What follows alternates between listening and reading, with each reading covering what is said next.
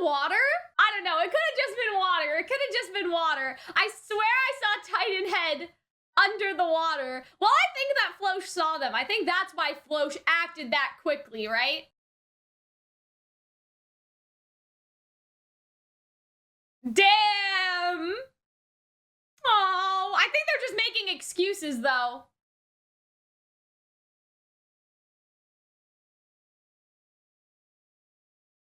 Oh, yeah, right! He can fly the plane!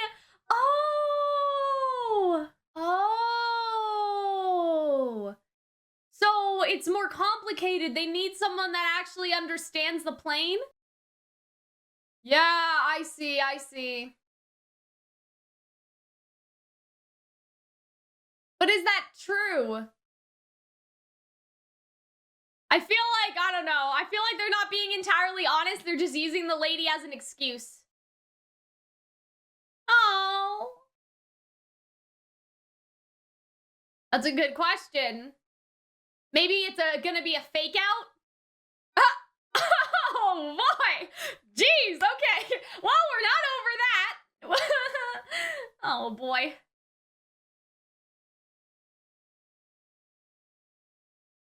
Damn, bro. Unless, I think they're gonna do a fake out. Like, they're gonna pretend like they switch sides. Yeah, you go, Connie! Oh. Damn, Annie's like, don't worry, we'll go kill them. Thanks. Thanks. Thanks, Annie. I feel like that's what she's getting at. Damn, that's fucked up, man. Oh, see, Aaron is the same as they are, but Mikasa and Connie and stuff aren't the same as Aaron or Reiner. I feel like that maybe Armin could, like, fake that they're turning over to Floch's side or something, you know? Like, that is kind of true. Like, it is kind of true. But, like, oh, that's what she was looking at. So they are in the water. Oh, yeah, that's what I was thinking. Shit. Fuck. Oh my god. Yeah, what the fuck? They're fucking zooming. Is Hanji lying? Bro, she doesn't know.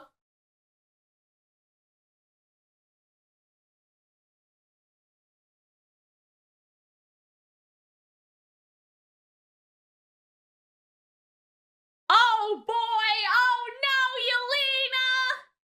No, I think she's faking it. She's just like, oh, well, actually, that's good, because I've decided I don't want to die. You know what I mean? Like, I think she's just, oh man, and Gaby just saw the commander do bads again, just like last week. Oh boy, damn. This character development they're doing with this guy, I really like it. I really like where they're going with this man.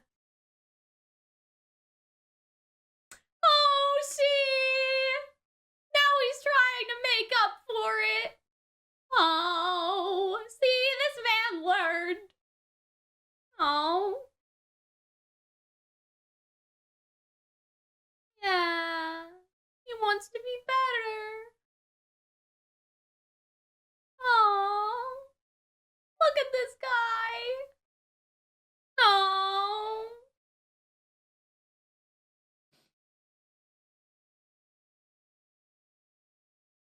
Fuck, man. Yeah.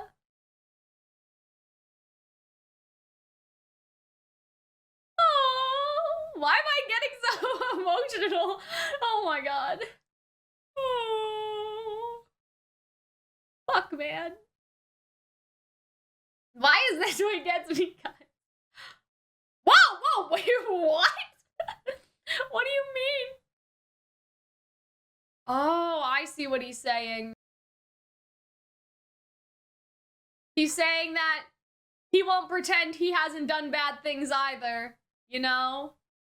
Fuck, so the Titans are just swimming in the ocean. Okay. But what about the rest of her people? Oh no, they like kidnapped all these guys. That's fucked up.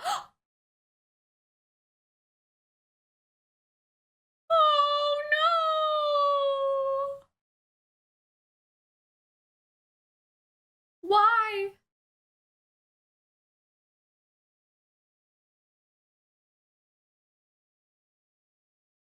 Oh, I see.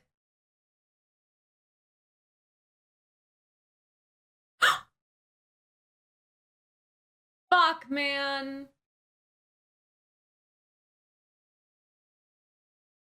Huh? Oh, see, this is their plan. That's pretty smart. Oh, damn, he's trying to call out Floosh. Damn, he threw in some, like, kill John for some spice in there, too.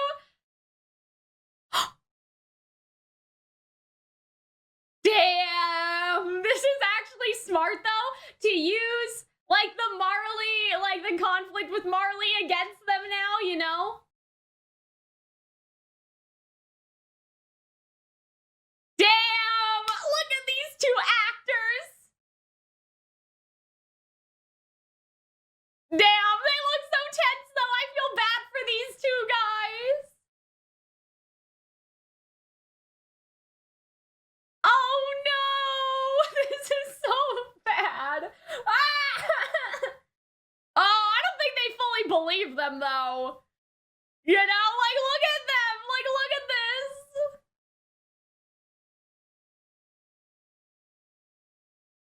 Oh, boy, this is so tense.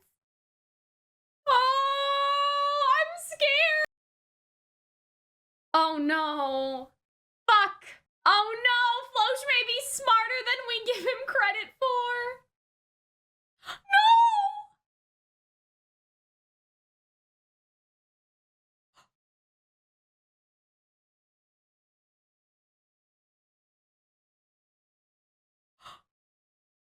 Wait. Oh, good! You go, bitch! Go! Go! Go! Go! Go, Mikasa! Go! Yeah! I saw her in the back! Let's go! Hey, listen. Uh-oh! That's not good, bro! Oh, no! Okay, kids. This man's just reconnecting the detonator. Just push him in the water! Wait, Armin's a Titan. He's okay. Come on, Armin. I mean, he can't transform. He'll kill Connie.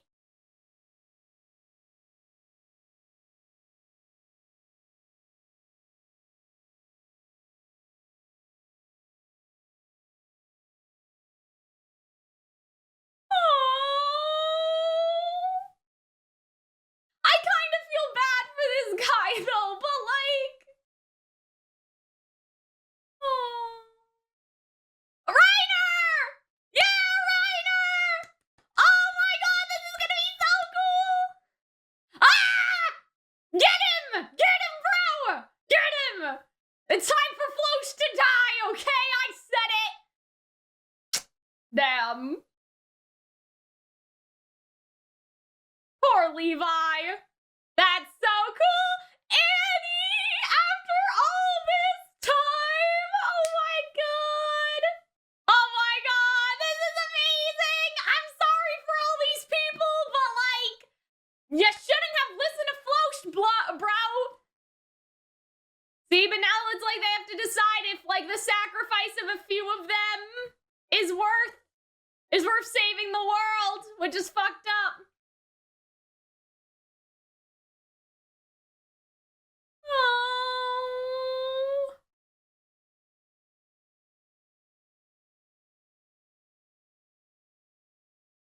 Oh, Connie.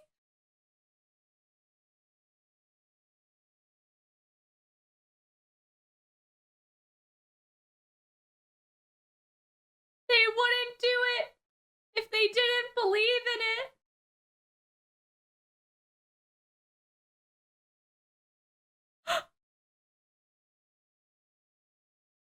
Oh.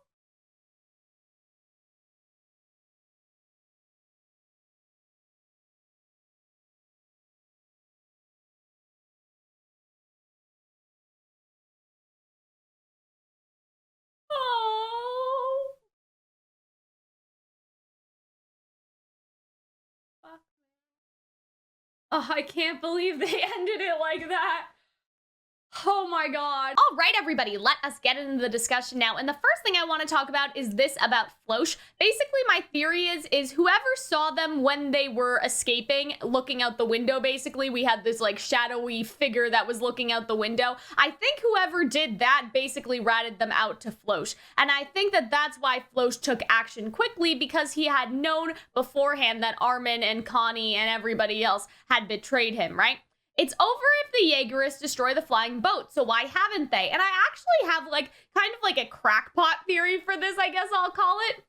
I'm sort of thinking, like, what if Aaron uses the plane to escape, right? Because, like, they can't kill him if he leaves. I know that kind of sounds weird, but you know what I mean? Like, if he was alerted to the fact that his friends are gonna kill him, especially depending on, like, how good his future self is getting at sending him memories and stuff. Like, what if Aaron took the seaplane and then just went somewhere and just, like, flew around in the sky for a while until after, like, the genocide was over? Then they wouldn't be able to kill him. Like, I guess, like, other airship people, like, if Marley had airships and stuff, that may not be a good idea. But what's stopping Aaron from, like, taking a seaplane and just going in the middle of the ocean? You know what I mean? Like, they don't have satellite. They don't have, like, I don't know, sonar or something. Like, it's not like they're gonna see, like, Aaron enter their airspace. Like, he could just, like, you know, he could just go to the North Pole and be big chillin', right? So I think that maybe that's why they have the seaplane, because this is, like, Aaron's evacuation. Or maybe Aaron wants to, like, look at all the work he did. He wants to fly around and do a little world tour and see, like, everything that the Titans destroyed. I don't know. So the other thing that I wanted to talk about was this. Hanji looks up at the sky and, like, I can't really tell, but I guess that the gray clouds are supposed to be more like steam and stuff that the Titans are giving off. And so I guess they're just swimming. Like, I thought that maybe Aaron would change it so they could fly, but that may not be possible. And so I think that that's kind of interesting, is that I guess that they're just swimming in the ocean and they're just constantly, like, regenerating and not drowning. I guess that that's how that would work. I have, like, legitimately no idea. I was so convinced they were gonna fly. I'm a little sad. I mean, maybe they are still flying. Maybe all that smoke, that would make absolutely no sense. But you know what I mean? I don't know why they would be steaming if they were actually flying, unless they were all growing wings or something. It seems like they're in the water, and the water is what's giving off the steam. So anyway. And so they have this dilemma that we see in this episode, was we have to kill them all because that's the only way to secure the boat. But we can see right away that they are apprehensive about that, understandably, right? And so they basically use this excuse, right? Like, Mikasa doesn't want to tell them, or I don't think any of them really wanted to be like, but Annie, we don't want to kill our friends, right? So Mikasa is like, well, you know, like, the lady will get all caught up in it, and, like, the lady and the engineers and stuff. We don't want that to happen, right? And so she kind of, like, puts on, like, a fake concern, I think, about the lady, because you can even see Connie be like, yeah, right, that's definitely why. Like, we don't, you know, it's fine to, like, kill our friends and stuff. We're just worried, right? Like, we're just worried about, like, the lady and all the engineers, you know? And so Annie, like, kind of calls them out on that. Right, even though they do have a conversation about how, like, them dying would be a problem, right? But she says, but it's not just that, without killing any of the Jaegerists who come to stop us, huh? So Annie basically sees through it. Like, Mikasa's trying to bring up a fake reason why there can be no bloodshed because of the lady and all of the engineers. But Annie sees through that, and it's like, yeah, you don't really care about the lady, sis. This is about the fact that you don't want to hurt your friends, which is understandable, obviously. I'm just saying that Annie kind of called them out on it, right? And so I think that this was interesting because Annie's like, okay, well, do you have a plan, though? Like, how is this going to work? And she kind of, like, I don't know, she kind of, like, corners Armin here, or, like, calls him out, like, you know what I mean? She's like, okay, Armin, you and your brilliant plans, let's hear it. But Annie's point is that, like, a plan like that does not exist. And I like that Connie has this callback to him having resolve after what happened to Falco to be, like, a good soldier and to not want to hurt anyone. And so I think that this is interesting because obviously, like, this is foreshadowing and this is what happens at the end of the episode. But I also think, and I'll talk about this a bit more later with our other pictures, but it is concerning in that way. The fact that, like, Aaron is doing this for his friends, but we've talked about this before. Like, even though he's doing it for them, even if, like, you know, Aaron's plan succeeded and everybody else on the planet died. Like, his friends would have constant lifelong trauma from this situation. Like, how could they live happily? Like, we even see with Connie's breakdown in this episode. And maybe Aaron's argument would be like, well, they wouldn't have trauma if they didn't disobey, like if they didn't turn against me. But like, do you guys understand what I mean? He must have known that his friends would have apprehension to this, or at least I think so. And so I feel like that Aaron's whole mindset is, well, I'm doing this now, you'll thank me later. But like, I don't think that they would, you know? I don't think that they would thank him later, because they have to murder their own friends. And I don't think that, like, even if they lived after this, there's nothing that can erase that sort of like PTSD and stuff. So that's basically what I'm saying, is that like Aaron's kind of giving all his friends like lifelong PTSD. Like, even if they survived this, even if they failed in killing Aaron and Aaron's plan succeeded, like, what then? Like, you know, like, I feel like that Aaron hasn't really grasped that part yet. And it also seems like Annie does have some sympathy here. She says, true, you guys shouldn't be expected to help out in this expedition. And I think that that's interesting, because it goes back to something that I've been thinking about. And it's kind of like Annie and Reiner are the ones that are painted as like the villains. You know what I mean? I feel like that what she's saying is, you guys shouldn't be expected to do that. So we will put ourselves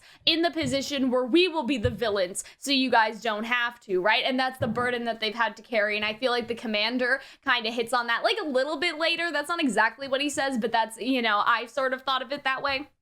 And so then Reiner says, unlike us, or I think actually Annie may say this, unlike us, you probably wouldn't have destroyed the wall that day. And I think that's really interesting, because we get this, like I thought, I'm the same as you. Because when you think about it, okay, this is like, oh, this is what I came up with when I was thinking about this video today. I'm so proud of myself, okay?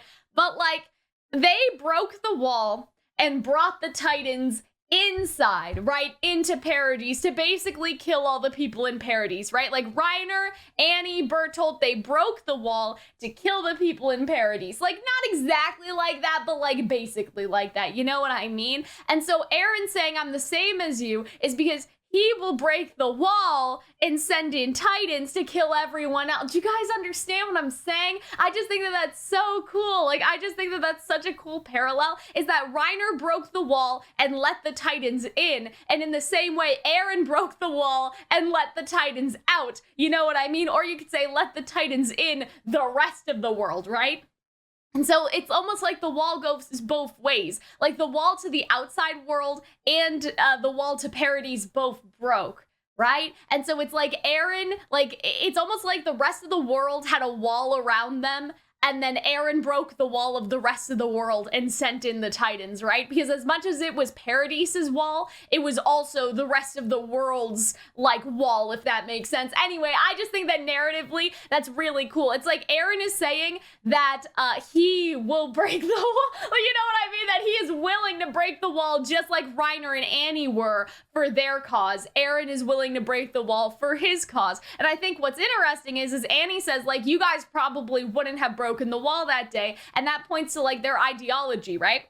It's like Mikasa, Armin, Connie, John, they're all trying to stop this, and fundamentally, like, they would not break the wall. They don't agree with Aaron. However, Aaron is more aligned with like Reiner and Annie and stuff. So I just think that that's like interesting, right? Because like they wouldn't have broken the wall that day, and they wouldn't have broken the wall right now just like Aaron did. You know what I mean? They don't support Aaron doing the genocide, and that like matches up with how they wouldn't like break the wall. Anyway, I've over-explained this, but you guys know what I mean? I just think that that's so cool. And like I don't know, just like all of the connections that line had. I just thought that that was very interesting. Meanwhile, Hanji doesn't seem, I don't want to say she doesn't seem to care, but she seems to be willing to sacrifice the Jaegerists for the sake of humanity. And then she mentions the Titans giving off steam. But she says, like, set foot on Marley, which, like, I guess they're not flying, but you can still set foot and fly. So yeah, I'm just confused about whether or not they're swimming,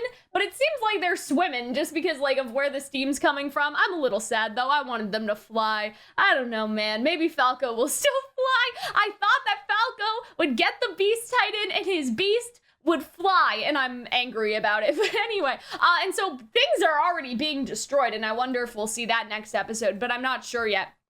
Who knew they'd cross the sea so quickly? Yeah, if they're walking, like, I have questions. Anyway, with the commander here, I also wanted to point out, I don't think I have a screenshot of it, but they're back in their little, like, symbolism circle that I talked about last week. So just keep that in mind, as they're still in the same, like, circular formation that they were, like, last time, and all the things that I said that represented and stuff like that. So yeah. Then we have the commander basically, like, torturing Yelena, and I think that, like, I don't know. I think she's fucking with them, because last week it was like Yelena wants to die, and I still think that may be true. I think now she's like, no, don't kill me. I want to see how it ends, right? Like, I feel like that she's doing this on purpose, basically. Like, I feel like she's fucking with them, especially because she's crying.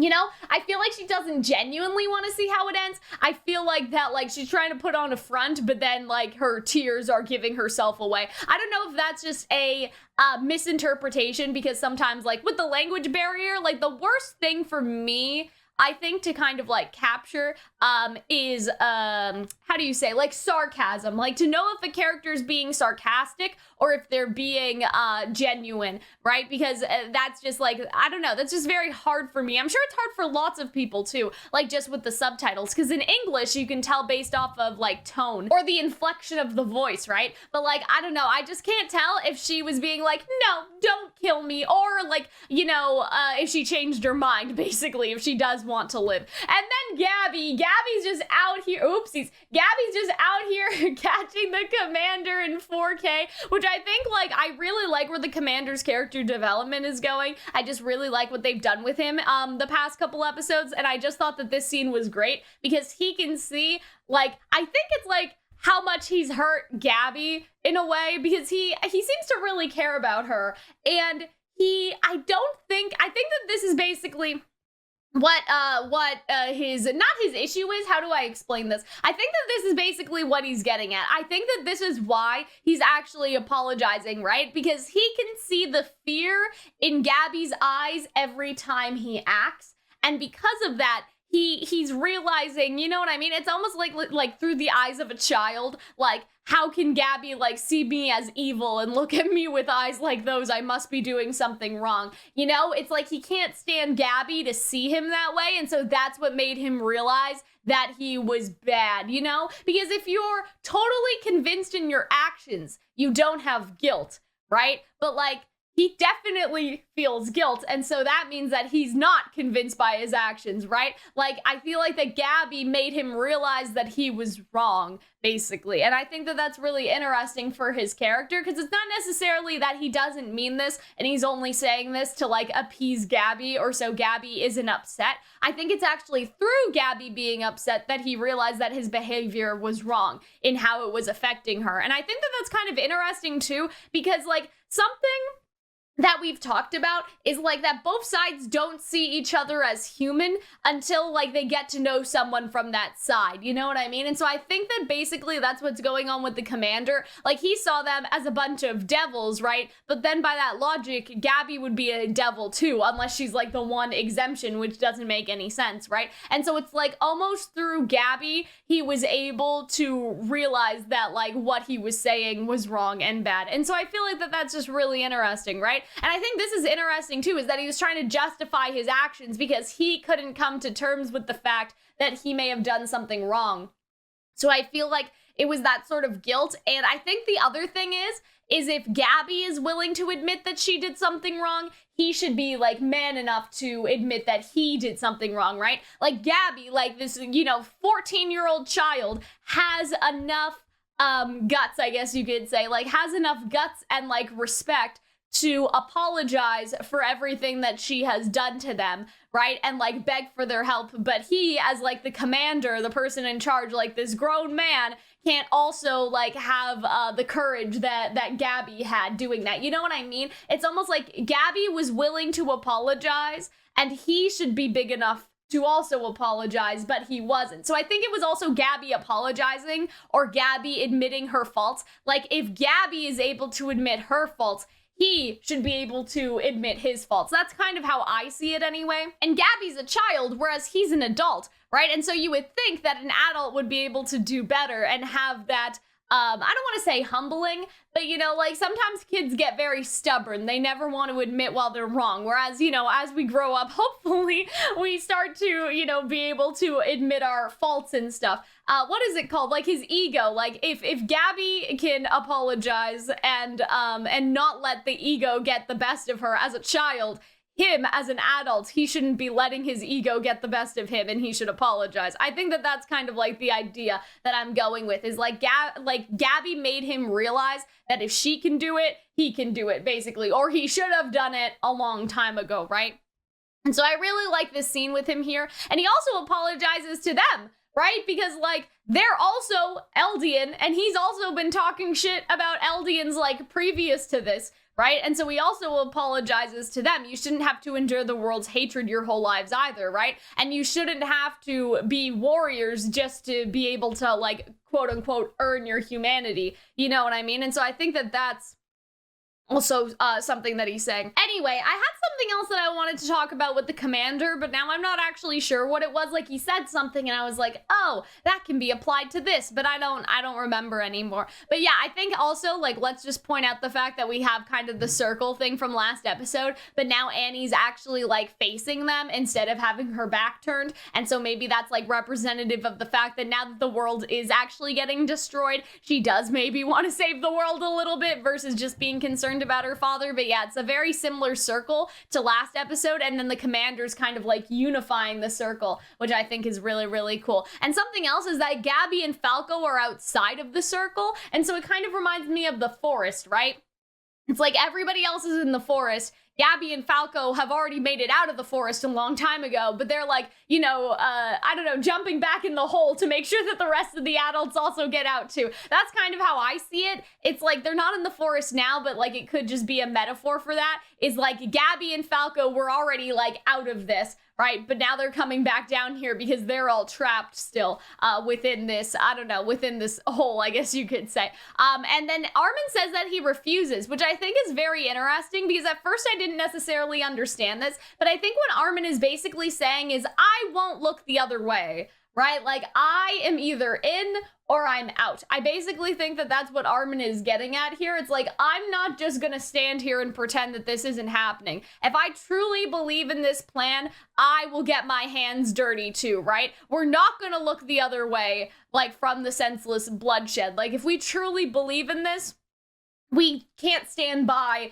without getting involved in the bloodshed ourselves. I think that's basically what Armin is going for here, because at first I was like, what does he mean? Like, I wasn't sure exactly what he meant by that, but I think that that is basically what he's getting at, is that he won't look the other way. Like, he's going to look at it head on and accept that this is the burden with the action that they are taking. If they can't do this, can they really stand by their mission or their plan or their morals, basically, right? Like, how can he say that this is right or this is good if he also won't participate in a way, right? Like, how can he say that stopping Eren is the right thing to do if he also won't participate? You know what I mean? And so I think it's kind of like that in a way. And so, yeah, then we have Floch, like, monologuing over here, right? And so now, like, I guess they're all just gonna be trapped on the island, and I think it was fucked up, like, that shot where we saw some of the engineers had died. And so I think what's interesting is something that she says. The world will shrink. That's all. You still continue to kill one another as always. And so Floch says, thanks for your thoughts. I'm starting to think that too. And I think that's because, first of all, I feel like that, I don't know, like, I feel like what she said is sort of sus. Like, I feel like that I don't want to say she's being racist, because I don't know if she meant it as in, like, Eldians, but it's almost like, oh, well, you Eldians fight with each other anyway. You fight, like, with the power of the Titan, and, like, who gets it? Like, there will still be, like, bloodshed among you, so, like, nothing's gonna change. The world will just get smaller. I think that's basically what she's saying, is that, like, violence is not going to go away just because they are the only people left, and that people will still be fighting with each other in the new world that Aaron creates. And so I think that the reason why Floch says this is because, like, it's already started happening when you really think about it. Like, Armin, Connie, Jean, they're all Eldian, but they're all fighting against Aaron too. And so, like, Floch is already thinking that this may happen because it's already happening right now. Just because they're all Eldian doesn't mean that there's no fighting. There's no fighting anymore, right? There's still a clashing in ideals and a clashing in, like, groups, I guess you could say. I think that Armin's plan was interesting here, but he's like such a bad liar. At the same time, I feel like that this was kind of good because he kind of like undermines Floch's leadership. He's like, what are you doing? Why didn't you chase the cart? Right? And this is in front of like a bunch of people. And so I feel like that as much as Armin, like, obviously he's a bad liar, I feel like that at the same time, this was very compelling to me because it still showed Armin's intelligence, right? Because he's doing this in front of everybody else. And so think about that. It's like Floch is an incompetent leader. He didn't do his job. He didn't chase the cart. And so that could instill doubt in the other Jaegerists, right? And so I think that Armin did that on purpose. Like, he was trying to sow seeds of doubt about Floch's leadership to make the others doubt him. But I don't think that that worked as well as they thought. Now, with these guys, apparently these guys, like, people thought that they were dead, but they're not dead. I mean, they're dead now, but apparently, like, people thought that they were dead and didn't know that they were alive until, like, this chapter came out. I was reading something about that, so I just thought that that was interesting. But this scene is just so tense because, like, Armin and Connie, like, you can tell, like, all of the tension, but then these guys are also tense because they're all having this conversation. Like, you guys wouldn't put the island in danger after we've saved it, right? Right. And I like this because he says, of course not, which is a bold-faced lie. And he says it, like, with his eyes covered. So it's that, like, anime trope of covering the eyes and everything. But yeah. And so I feel like that they both know that the other is lying because they even these guys have such tense smiles and like eye expression too. So I think that like they want to believe each other so bad, but they can't. They know that it's like not right. Like I feel like that's what's happening is like Connie and Armin really want to believe that they've tricked them, but like they know that they haven't tricked them. And I think that Samuel and Daz, like they want to believe that Connie and Armin are not traitors, but like they are. You know what I mean? Like they know that they are. Part of me thought you guys might try to stop Aaron from killing everyone. And I'm just like, oh man, what could have given you that idea? But see, like the fact that other people like thought that they may do this, that means that they know. You know what I mean? I don't know how to explain this, but that means that they know that like this is something in like against Armin's beliefs and stuff, right? And so I think that's interesting. It's for them to even consider like, oh, we thought that you guys would stop Aaron, right? Like, why would they stop Aaron? Because something wrong is happening, right? So it's almost like they've given consideration to like thinking about like what Armin's like morality must be, or like his point of view on this whole thing must be if they're thinking that he would do it. Does that make sense? Because like if they really didn't think that there was any opposing viewpoint that anyone could bring up, they wouldn't be able to imagine Armin trying to stop Aaron. But they can imagine Armin and Connie trying to stop Aaron because obviously there is contention with this plan. Basically, if Aaron was like wholly good, there would be no reason to like even think about that anybody else would question him, right? Especially his best friends. But the fact that like they legitimately thought that Armin and Connie may go and stop him, that means that they kind of knew that maybe there would be like some opposition to Aaron's idea, right? And like Armin, one of the smartest people on Paradise, like maybe valid contention to Aaron's plan, and they just don't want to talk about it. At least that's sort of how I see it. And Armin's obviously, he's trying not to, cause anybody to die here, but that's not gonna work out. And I think that we'll talk about why it doesn't work out a bit more later, but I think that Floch is actually kind of smart here. Like he's pacing and like thinking about like, oh, well, why wouldn't they do this? Why wouldn't they do that, right? And so I think that that's just very interesting that even though Floch is like an asshole, he's also much smarter than we give him credit for. I love this. This was amazing. I just wonder like how Floch is gonna die. Like, I don't know if it's gonna be Annie and Mikasa, or I guess, Annie and Reiner, I should say. What I was gonna want to say is, like, for some reason, I want Mikasa to kill him. I know that that's random. I know there would be, like, not really much reason for that at this current moment because he's closest to, like, Annie and Reiner, but I don't know. For some reason, I just wanted Mikasa to do it, especially because, like, of this scene here where she comes in and attacks, and, like, then he's like, Mikasa, go chase after the cart, and then Mikasa's not there. Like, I think that it would be really good if Mikasa was the one to do it. Also, I love this gun shape, like, print in this man's face. Oh my god, it was hilarious.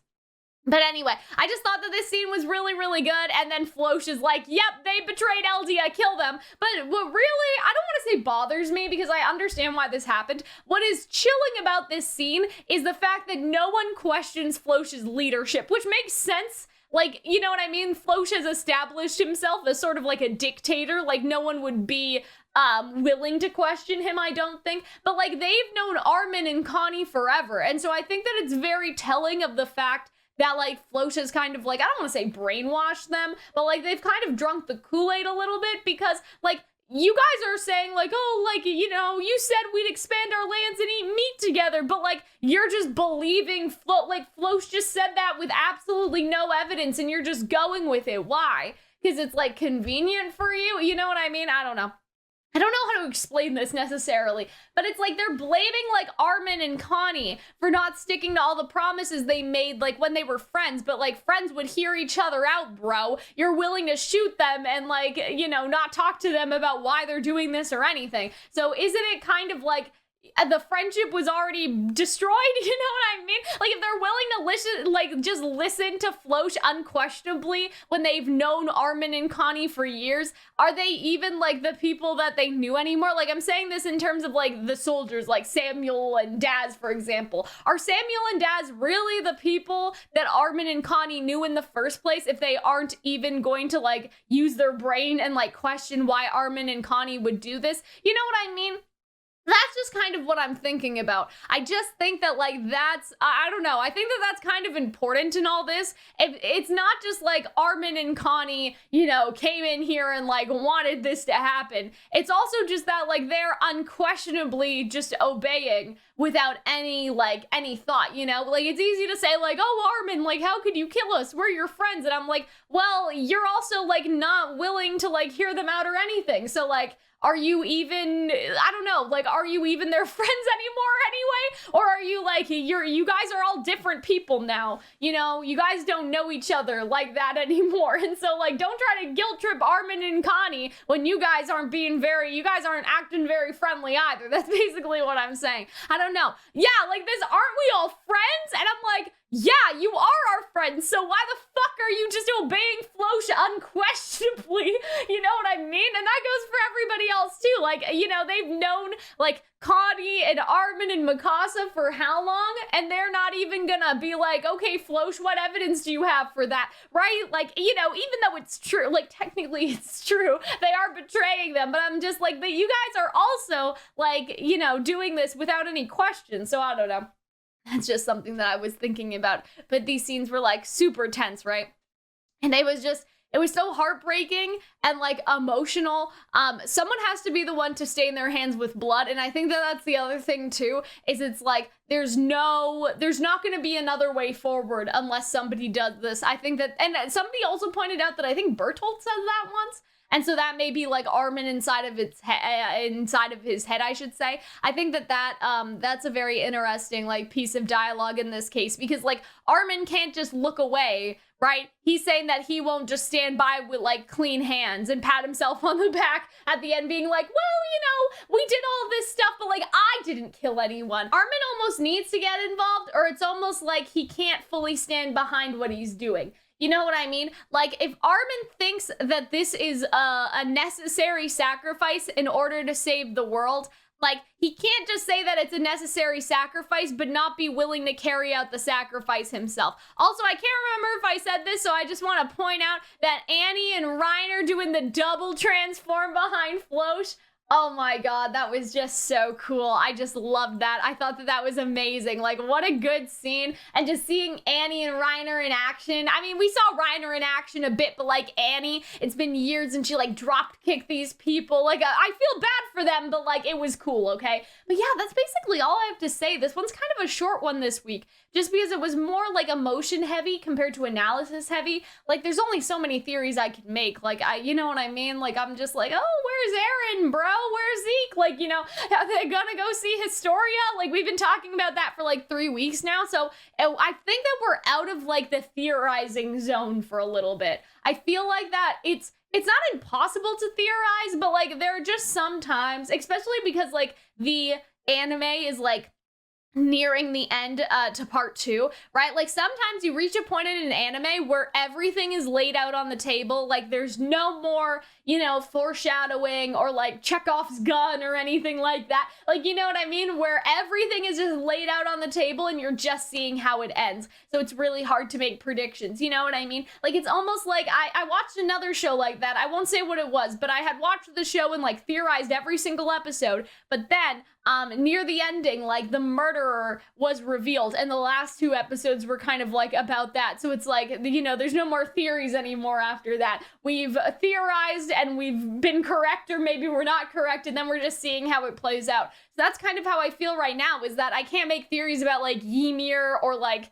I don't know, is Falco gonna have wings or something? Like, we've pretty much covered everything, so it was just those little things that I wanted to talk about. But I hope, as always, that you guys enjoyed. Sorry for, like, my energy. I'm just a little bit tired. There's a lot of stuff with school going on right now, and I wasn't able to record in my full capacity. I feel like that I repeated a lot of stuff, so I may edit some things out and stuff like that. Like, I kind of went in circles, especially in, like, the Gaby commander conversation, but it's just because I'm a little tired, so hopefully next week I'll feel better. But you know, I wanted to get this video out for you guys, so I hope that you guys enjoyed. Remember to check out the Patreon for the full-length reaction if you want to, or to support the editors and all that fun stuff. And I will see you guys next week. Bye.